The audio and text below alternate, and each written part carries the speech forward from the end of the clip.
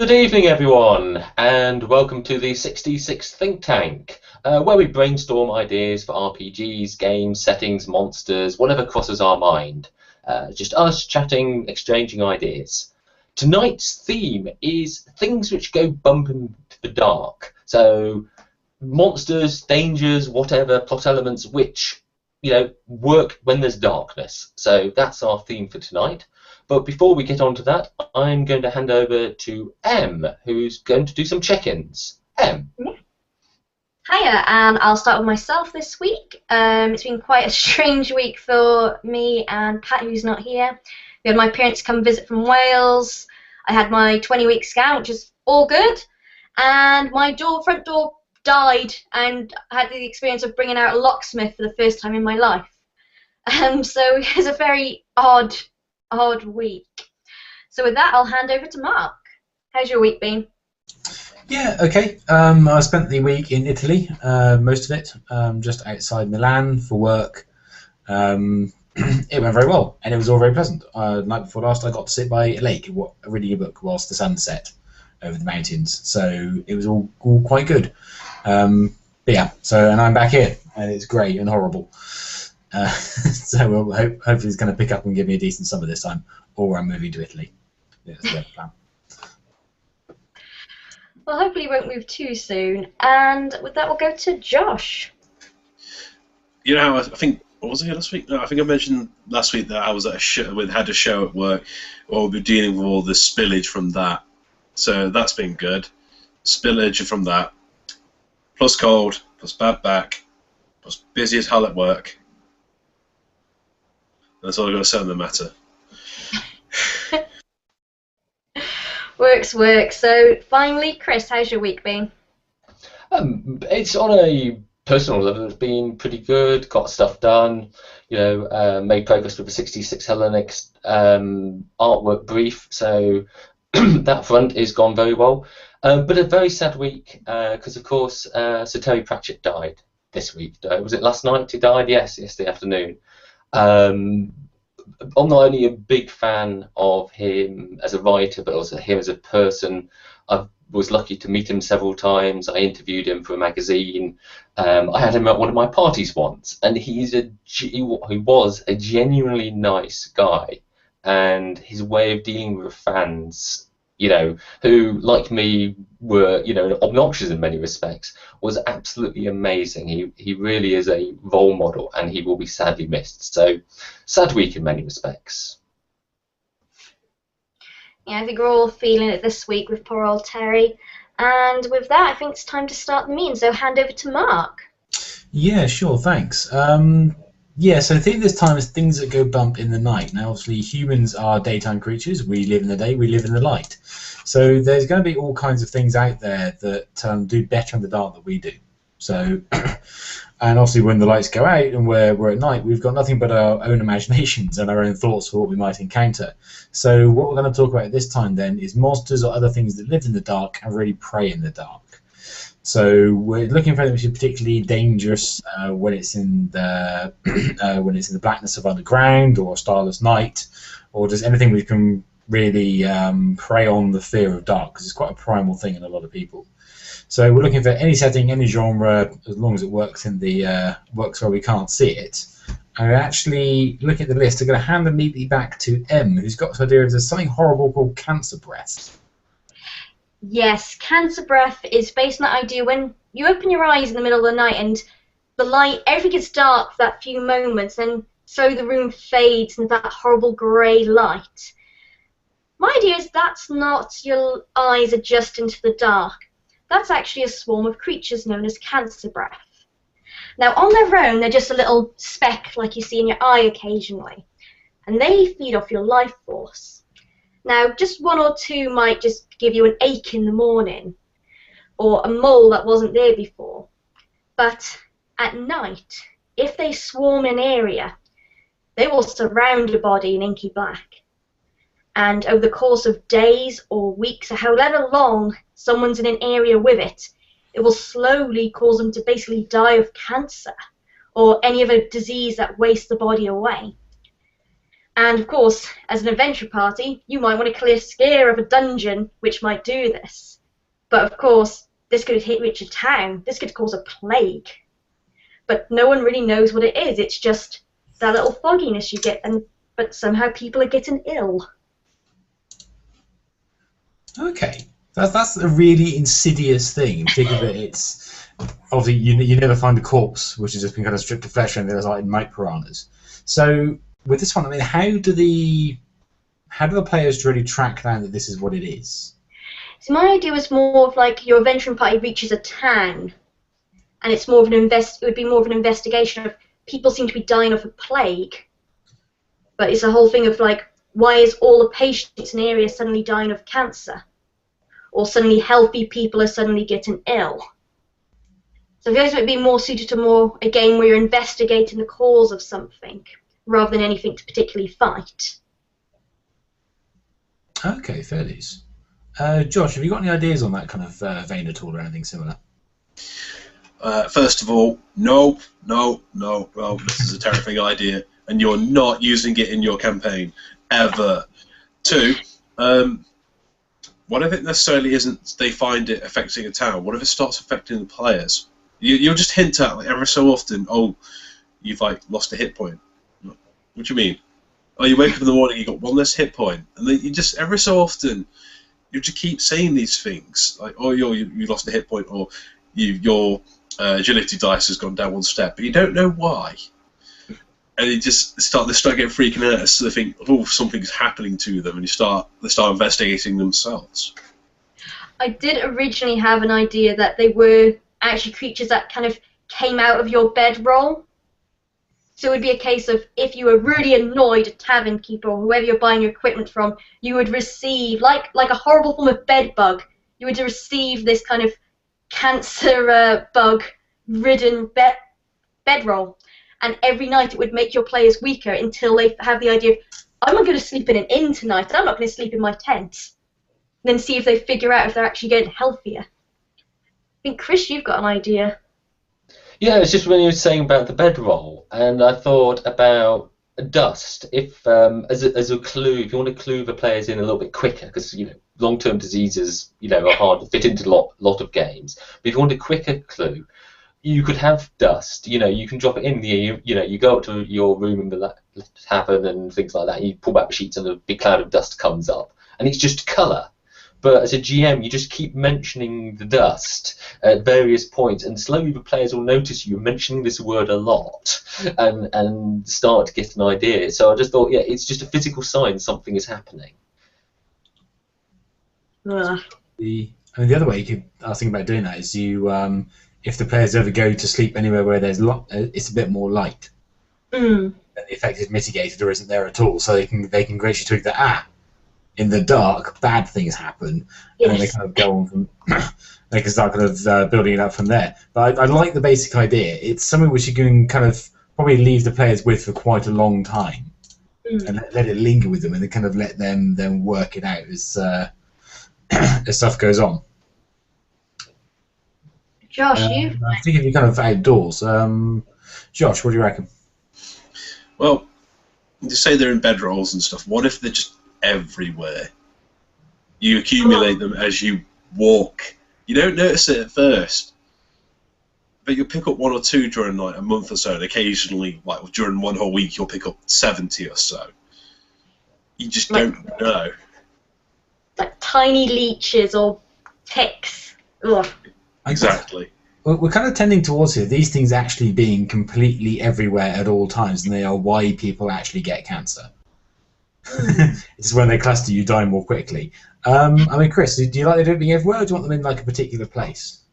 I was thinking of a particular place, just going back to the dust, and I just thought, well, where do you get dust? And in dusty old tombs, which players or other adventurers might have robbed. So yeah, you can have them sort of finding some, idol of some long lost god which is covered in dust. They think, oh, I'll take that, go and melt it down and sell it like you always do. But then this sort of dust, I mean, maybe it starts multiplying or breeding, and this is like the curse.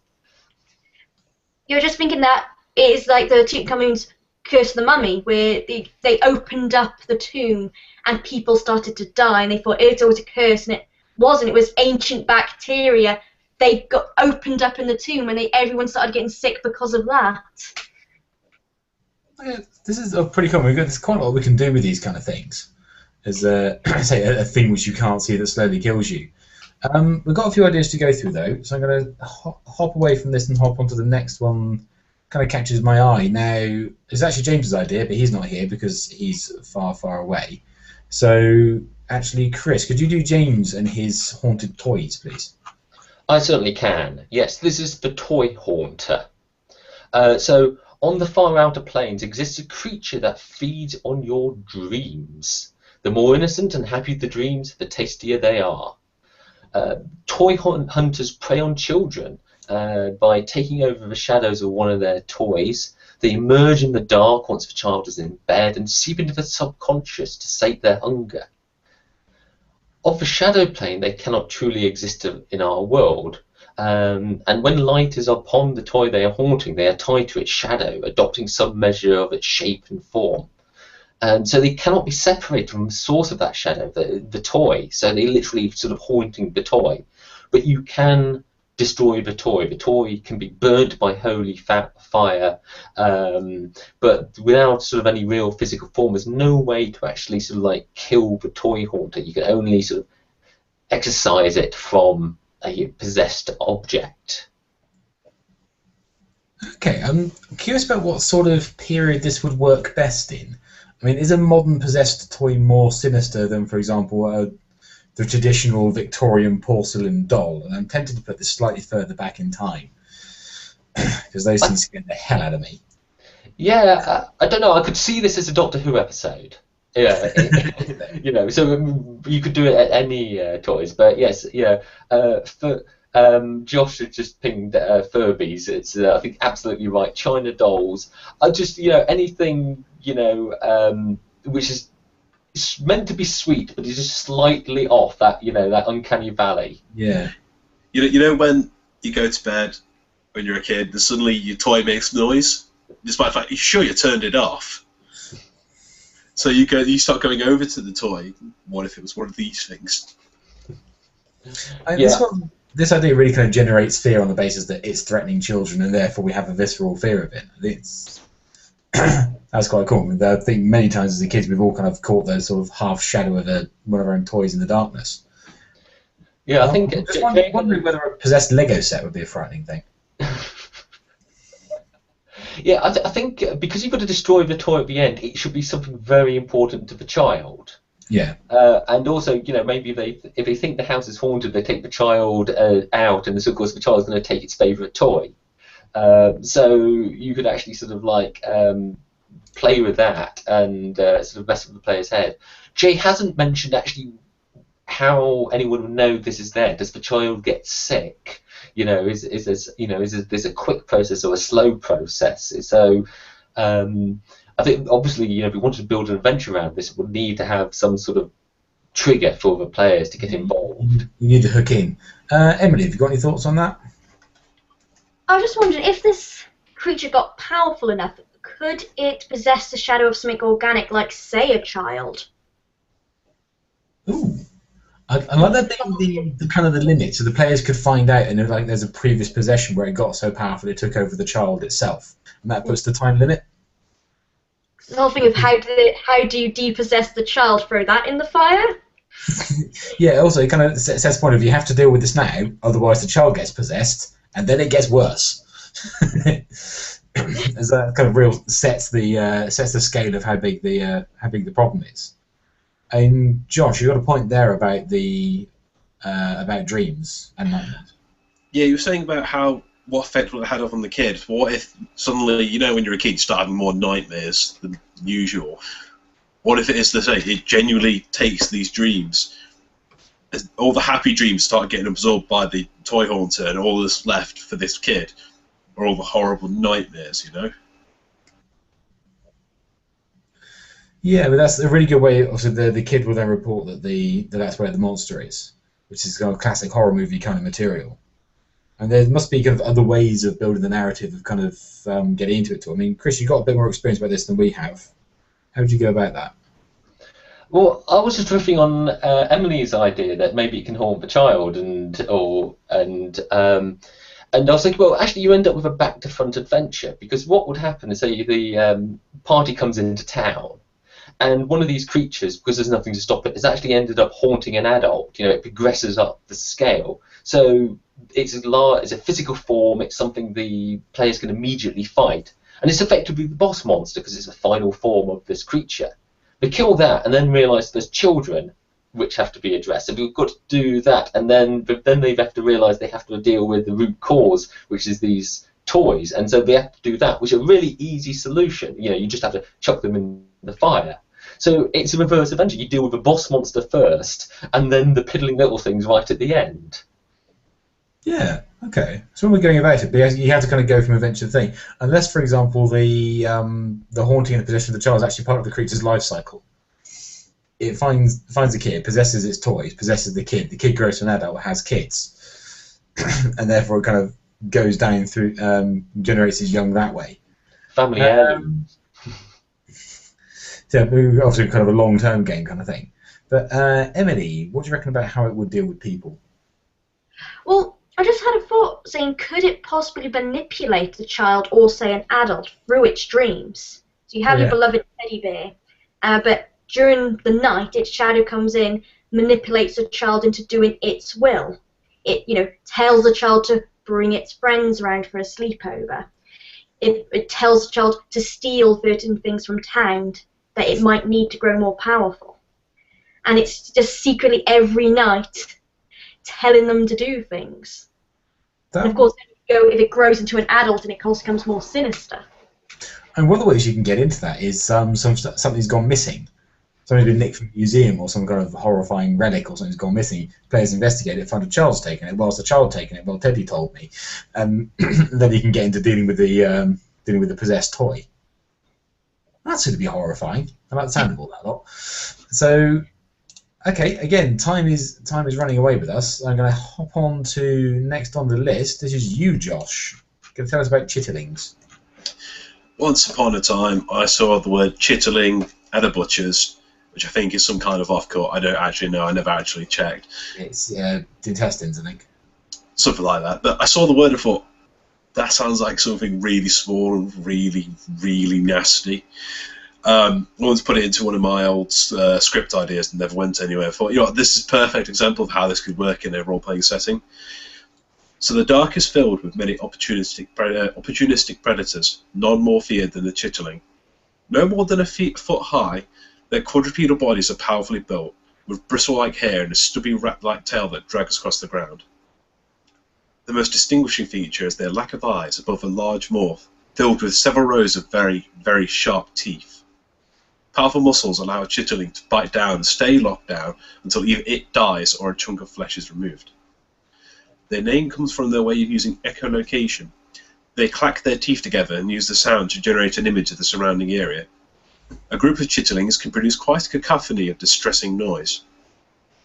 As such, chitterlings are pack hunters, dragging any sized prey down with sheer numbers alone. On rare occasions, an alpha chitterling appears. Standing more than 6 feet tall, they use plates on their backs to produce a noise to either deafen prey or to guide their lesser children in an almost intelligent and strategic fashion. Many an unwary party of adventurers have fallen to a pack of chitterlings. So this is quite different because it's much more of a classical monster. It's not something which possesses or something that's hard to see. It's a big horrible thing with its little horrible mates that hides in the dark and eats your face. The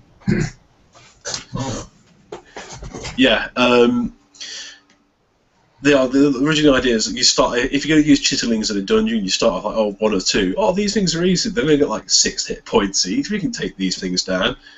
Suddenly 4 appear, then 8, then 16, then 24.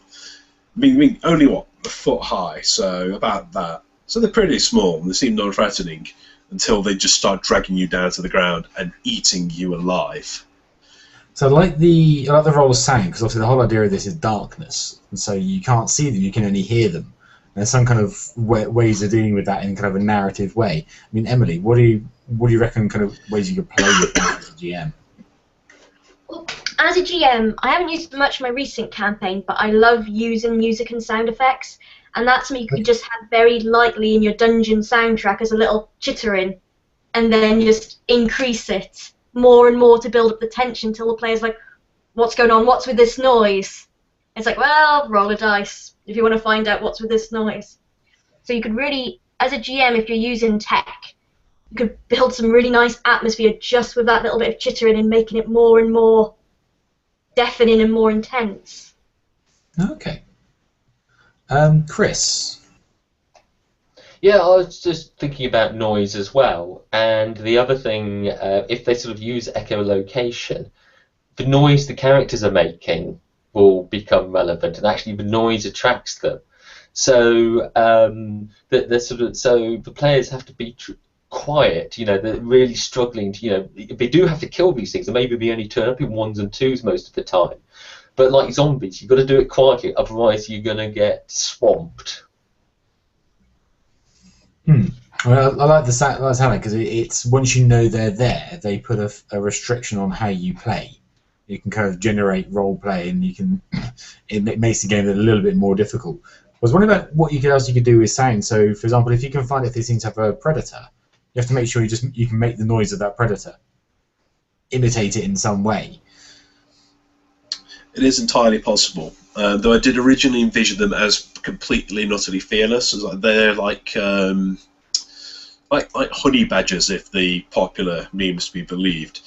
They don't give a crap about anything. They will, if they sense food, they will go straight for it. They're stupid unless they're being guided by an alpha.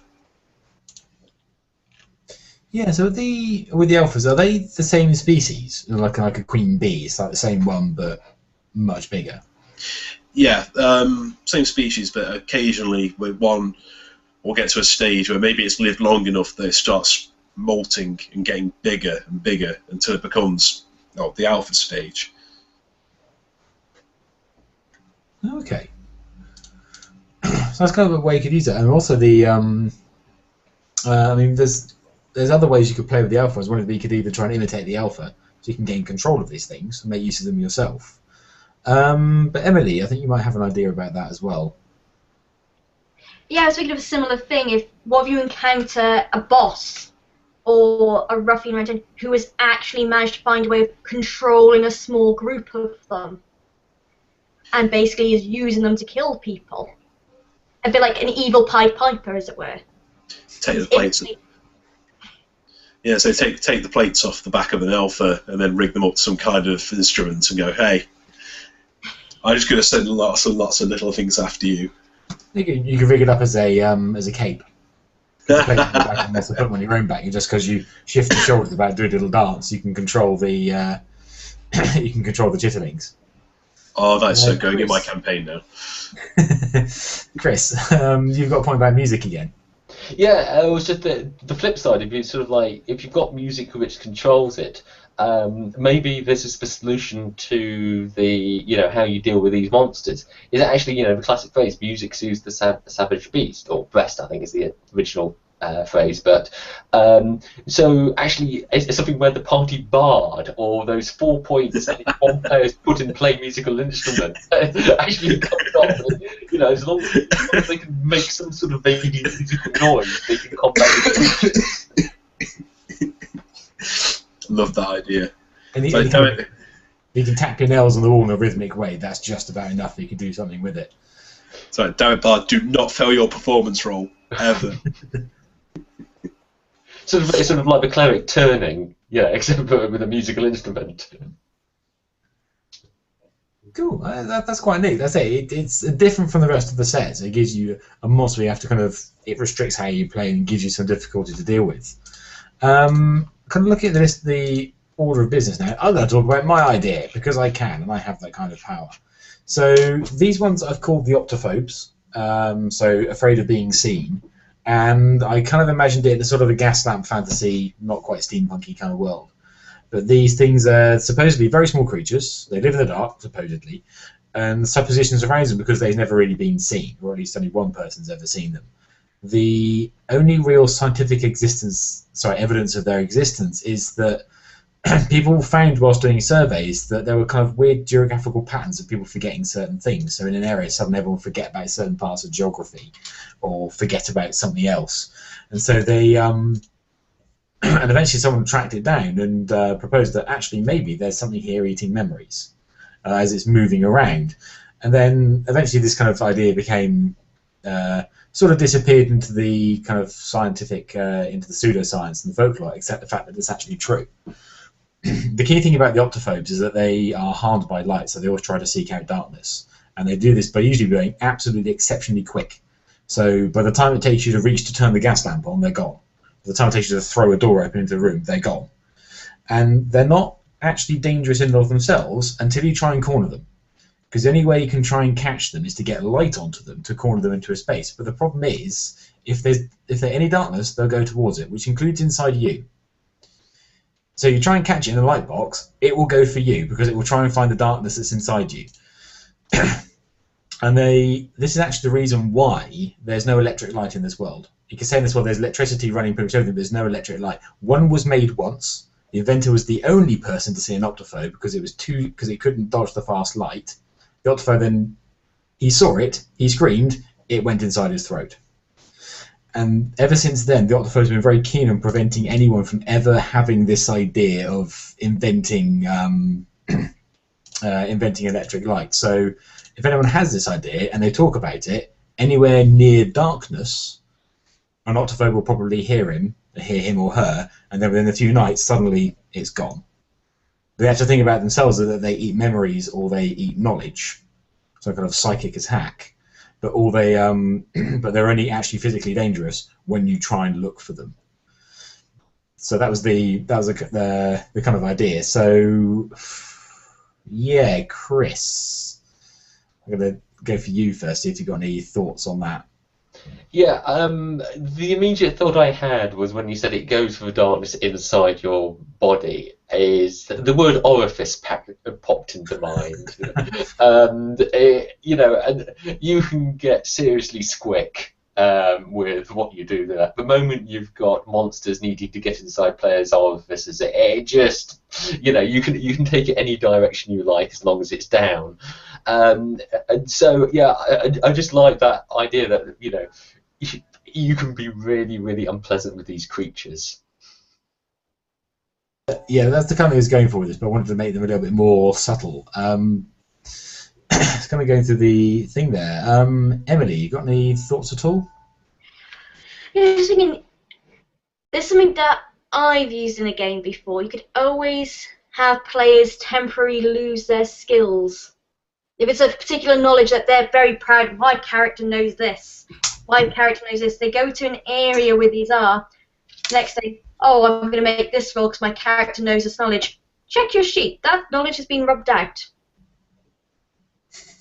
I say it's something that really does drive players mad when suddenly their skills have temporarily disappeared. I suppose that's in the vein of the questions we had before. It's a good way of bringing the monster into the game. Mm. Is that the first thing you realise you're being followed by an optophobe is that suddenly you've forgotten how to do stuff. And maybe you can write into it that the only way you can get the knowledge back is to persuade it to put it back, but they have to talk to it in some way, which means you have to try and catch it, and you can't catch it in the light because it'll try and get inside you. So it gives you some kind of ways of going about that. But again, it's the question of sort of origins, or again, kind of plots you can use them in. Chris, you got any thoughts about that at all? Yeah, if you've got a society or a situation where people can't invent electric light, and that trapping these optophobes is such a dangerous thing to do, clearly some idiot is going to try and do it. Oh, yeah. The moment you say you can't do something, someone's going to do it. So, be a classic Lovecraftian type plot where you've got the mad scientist doing the really stupid experiment, where maybe they have actually cornered one of these things, and the players get involved, or any of those sorts of plot lines, and it just screams mad scientist to me. I suppose the thing is, once you've got it, I'm also trying to work out whether the things would have another longer agenda. Because if they're bright enough to deliberately go out and seek out anyone who's trying to invent electric lights, then do they have, what other agendas might they have? Other things they could be trying to do? Is anyone trying to control them? So you can do it again with the mad scientist. He finds them and he finds a way to communicate with them. And is able to try and offer them something and make a deal with them. Yeah, I mean, maybe they're not a single creature. Maybe they're actually sort of all linked. So the moment one takes a bit of knowledge, all of them have it, or at least all of them in an area. So that you have this sort of thing where you maybe you can do communications, or that the monster knows your name, or the monster actually realizes the players have something they need, so the monsters actually reach out to the players. You can do other stuff with these. I mean, you can play the kind of environmental card where essentially they're just protecting their own habitat, which is darkness. Yeah, I mean, they say they sort of go for that, particularly if they're linked. You can make them quite an ancient species, for example, and they've been around for a very, very long time, and they're essentially just trying to pick up bits of knowledge as they as they go around. And from what I've written already, I guess they kind of need to have some kind of society, some way of communicating with each other, or they're kind of linked entity somehow. Or just simply maybe if two of them, physically touch, they exchange memories, just in the way that they'll take memories out of the character. So, we actually just bump into each other, exchange information perfectly, and go on and exchange with somebody else. Yeah, okay. I say this something that I might look at developing a bit more for the for other stuff. Now, I think we probably covered about as much ground as we're going to with that for now. So, actually, Chris, you had something to do with light thieves, which I quite like the look of. Yes, the light thief, or there may be multiple ones. There may be just be one. Nobody knows, because few have ever survived an encounter with them, and none of them have any physical evidence apart from the bodies of their dead companions. And you only ever meet a light thief in the loneliest, most remote spots on the planet or the universe or whatever it is you are exploring. And the light thief, it kills very quietly and it kills slowly, and all the victim's friends can do is sort of sit there and wait nearby, unable to help. All they can really do is be, thank God it's not me. So this is a monster where it's going to put the characters in a hopeless situation. Because a light thief is intangible, is an almost invisible mist, and it's drawn to sources of light, like a moth to a flame. But unlike a moth, it doesn't burn up. It actually smothers the light. It sucks the energy out of the light source, draining batteries, or the flame flickers and dies. And the moment the new light source appears, it smothers that as well. So it would move around, the party's light sources, extinguishing them. But once they run out of torch batteries, or the fires are all dead, or whatever their light sources are, the light thief will move on to living beings. So it will actually suck the energy out of living people, because infrared being sort of light by a different wavelength, it would suck that energy out. Body temperature drops until the cold kills them. And there's no escaping the light thief. There's no way of killing it. It moves faster than any living creature, so you can't outrun it. Only daylight brings any safety from it, because the light thief has to sink into the ground to avoid the light, because the light's everywhere. Those few lucky survivors of an attack have reported that they only survived because they had enough torch batteries to sort of keep sacrificing, keep feeding the monster. Or they had enough companions who were killed first that dawn eventually arrived. So the parties of survivors have had to sit through a long night in complete darkness while everyone around them dies. Wow. Okay. There's quite a lot with that one. Yeah, Emily. Yeah, I was just thinking of relays, because if you wanted for something different in your game that if you wanted to have some sort of chase sequence, you could have the players try and set up a light relay around a certain area to try and lure it in a completely different direction, so then they can try and make their escape. So I'm just picturing guys running on horses, trying to trying to set fire to dry grass in turns, just to try and lure the creature away from them, or even worse, lure them towards your enemy's encampment. Ooh, that's clever and really nasty, that last bit. Yeah, actually using it as a weapon, by lighting up your opponents. And this would be quite a fun basis for a game really based on light. You run that as a theme of whether it's a good thing or a bad thing, because obviously you need light to be able to see what you're doing, so light is inherently good. But it will also attract light thieves.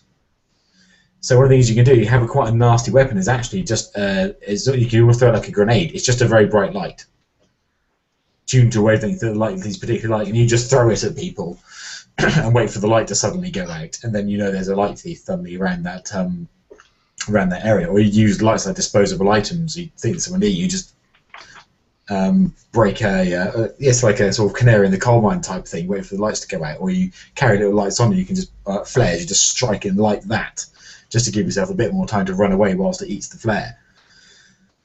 But you have to constantly be, again, we have to sort of be in light, but not too much light, and have enough backup so that things can't eat you. Yeah, you just sort of have you always make sure there's a better source of light than the one you're using. So it's certainly a better source than you are. Yes. Okay, I mean, with these ones, would you actually make it a killable monster? Or would you just make it a factor of the environment? It would be a monster with stats, I would do it as, but effectively the characters can't kill it unless they get incredibly inventive, and come up with something you've not thought of. But it was really this thing, I wanted a thing where, that classic horror film where the group of teenagers or whatever are stuck somewhere in darkness, and there's a time limit when it's going to end, and all they've got to do is survive. So I just wanted this thing where one night the party's stuck in some remote, lonely spot where there's no help, nothing else, and things are just getting worse and worse, and it's getting darker and darker, and just, apply the mental pressure. Yeah. Okay. I'm trying to think of other things, ways we can make use of that kind of thing. I mean, how would you introduce it? Would you just basically just kill off an NPC? Kind of thing? I mean, you can always do the ancient warnings. So, they're in a dungeon and there's some strange hieroglyphs and things like that, and they have to decipher it. And there's something about the darkness, we don't know what it is. And so when stuff starts happening, when the lights go out, the players are warned. But I think that's probably going to be the first sight, isn't it? When a light goes out unexplained. I was thinking where the players have to go to. I was thinking for some reason I had these more in a sci-fi kind of setting, where you have to obviously go to a colony which suddenly is gone dark, quite literally, and deal with what this thing is. As it starts stalking you as soon as you arrive with your lights. Yeah, I mean, that is sort of like the scene in Aliens when they sort of arrive in the colony, except rather than sort of ripped up base, they find all the lights don't work, and that seems to be the only problem. The lights just don't work.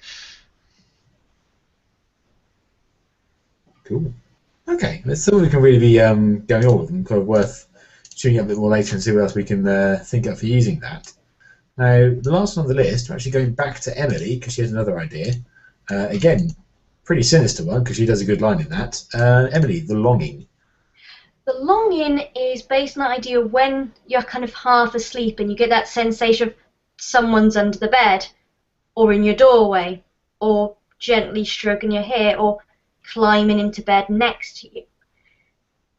In this idea, it is someone. No one really knows what they are, whether or not it's a ghost, a spirit, or a demon.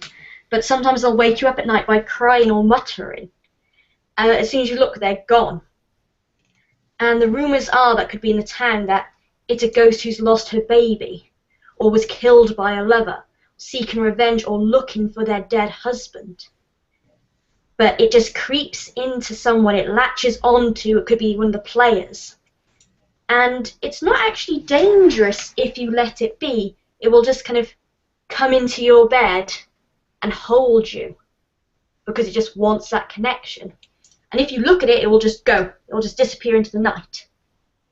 The danger is if you try to follow it, or if you actually go after the creature, and then it will just destroy you. And I think it would be quite a creepy one, like, you know, the villagers only have rumours of what it does to you. It could rip you apart. It could just kill you. It could lose you. You could get lost finding it, or it will curse you. Unless you're a girl or a woman, then you might disappear, and then a few months later, that girl comes looking for her own particular thing. And you could possibly buy it off by trying to get it to latch onto someone else, or by sacrificing something to give to it. If it's looking for a child, you could sacrifice one of the local children to it, or hand it something that you found in its tomb. But just the idea of it's there, it latches on to you, it will follow you wherever you go until you try to actively get rid of it, or just let it be. If you could cope with some airy force jumping into bed with you each night, stroking you and gently caressing you.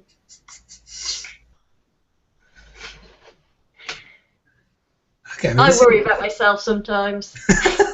So you can stun us into silence for a bit there. And this is classic ghost story territory. This is, I kind of want to actually. So when you talk about the end of, if as long as you're happy with it, as long as you can cope with it being there and stroking you, I wonder one of the ways the party could do it is find someone sufficiently lonely. And they just kind of guide the ghost towards him and go, here you go, she'll never leave you. As long as you don't mind her only being there at night, then that's fine. Yeah, so I mean, there's. Okay, Chris, have you been able to speak yet? Yeah, I must notice that, you know, sacrificing babies and children seem to come up again. You know, I wouldn't want to hazard a guess why that might be on your mind. Clearly, it's because you're a nasty, horrible person. But yeah, I like it because it's sort of like it's not dangerous if you can put up with the freakiness, and I think that's an interesting solution for a GM to put on the players. Is that, you know, it's not that you have to do a deal with it. You don't have to kill it. You just have to put up that your life has got decidedly freaky, and it would fit very well in certain campaigns as it sort of started off fairly normal. And you can introduce more and more freaky things and afflictions to the characters. So that sort of long-running horror campaign, I think it would fit very well with. One of the things I quite like is when Bishop mentions that when girls or women go looking for it, they come back with their own kind of longing. And in that case, is it possessing people, or have they given her what she wanted and then they're now missing something, so they now become the new longing? I picture that it just creates another one. Like, I base this on a demon, which Josh isn't going to like, but it's a demon in the setting I'm currently working on, which was a creature that it's based actually on an individual. I can't believe the one. Got baby brain. Indonesian folk story about a woman who loses a baby, and basically they just roam the countryside looking for their child that doesn't exist, and they don't stop until they've taken a child. And just the idea I had was that this happens. It's almost like a vampire. Once it's got something from you, or someone's looked for it, then you start looking for something. There's always something there after. So I picture that, yeah, it sometimes could possibly pass it on to another person. They've now got their daughter, who now goes off. But I pictured it more like, now they've become it, so it's slowly spreading across the countryside. Is this a monster you kill, or a monster you satisfy, or pass on to somebody else to deal with, or put to sleep for a bit and then run away, or what? I suppose I couldn't picture killing it. I just, in my game, it was you had to satisfy it. Yeah. Or pass it on, which I always think I love doing morality with players, because it's like, well, do you deal with it as a hero, or do you pass this on to some person you've just met? delegation is the key to heroism. um, Chris, what do you reckon about the creation of these things? Yeah, I was just thinking that they're going to be born out of longing, so that it comes from someone, where someone has an intense emotion, obviously the loss of a child or something like that, with a longing for something back, and it just spontaneously forms, so they can appear anytime, anywhere. Which maybe you could actually introduce it that one of the player characters created. If you can engineer a situation where the players, something really important to them, they lose it, and the player spends a couple of weeks moaning about, oh, I don't have this anymore, a favourite sword or whatever it is, and then you inflict them this on them. I think that would be a very subtle way of sort of introducing a monster.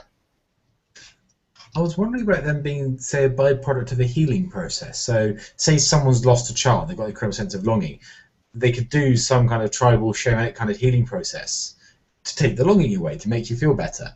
But it literally creates a being out of the longing, which they then banish, and it goes off to somewhere else, and then has to be dealt with. So, you find these things, you eventually find out what it is, but it's not a full entity. It's just the longing part, or like a segment of someone's personality or an emotion.